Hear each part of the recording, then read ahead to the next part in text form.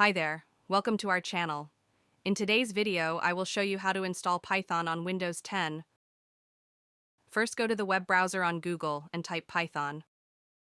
Open this link, select the current version is visible 3.130. Click on it to download. The file is downloaded.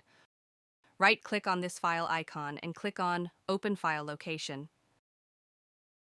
Now right-click and select Run as Administrator.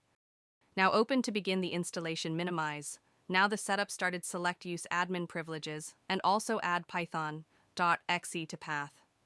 Now click customize installation here, check mark all and click on next. Now you need to select install Python 3.13 for all users and rest keep as it is, click install. Now the installation will start, so we successfully installed Python. To verify the installation, go to start.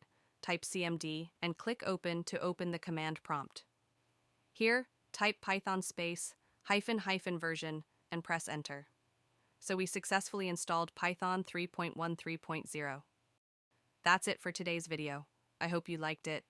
If you have any questions, please comment down below us and do subscribe to our channel. Thank you.